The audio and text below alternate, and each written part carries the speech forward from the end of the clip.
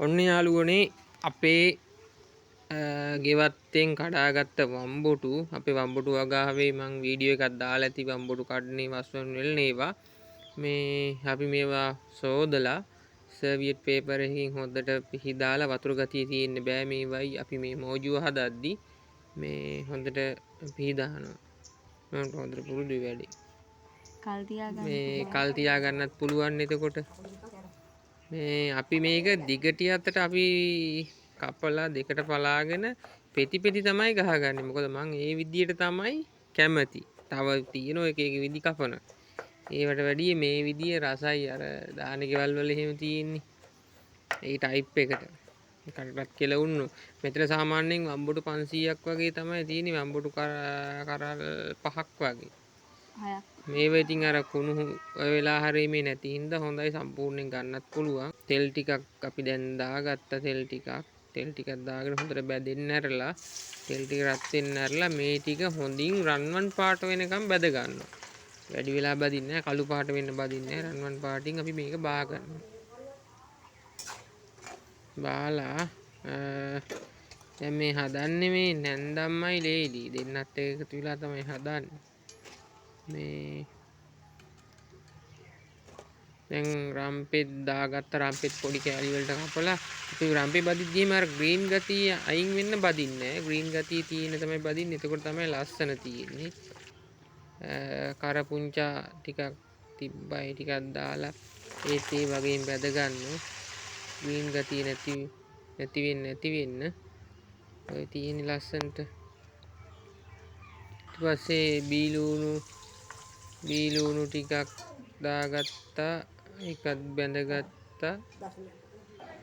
රතු ලුණු දාගත්තා ඒක නම් රතු ලුණු නම් වැඩි වෙලා බදින්නේ ඒක පොඩි වෙලාවක් තමයි බදින්නේ තප්පර 20ක් වගේ ඊට පස්සේ ඒකත් බාගෙන අපි මිරිස් ටිකක් දාගන්නවා මැද දෙකට පළපු මිරිස් ටිකක් දාලා ඒකෙත් ග්‍රීන් ගතිය නැති වෙන්න ලස්සන්ට පාටට හිටින්න තමයි මේව දාන්නේ සැරගතියක් තියෙනවා එතකොට ඔන්න බැදලා ඔක්කොම ඉවර කරගෙන තියෙන්නේ මිරිස් ටික වම්බොටු ටික ලුණු ටික ඔක්කොම හරි දැන් මිරිස් ගලට දාලා සුදු ලුණු ඉඟුරු එනසල් කරාබු නැටි කුරුඳු ඒ ටික දාලා අඹරලා අබ ටික දාලා අඹරලා ඊපස්සේ නැවුම් හට්ටියක් ගන්න නැවුම් හට්ටියක් අරගෙන අපි ඒකට විනාගිරි දාලා ඒකට මේ ටික දාලා හොඳට පස්ස ගන්නවා නැවුම් හට්ටියක් ගද්දි මේ පොඩ්ඩක් ඉඩ තියෙන එකක් ගන්න අපිට ඉඩ මදි වුණා මේ ඊට පස්සේ ලුණු කුඩු මිරිස් කුඩු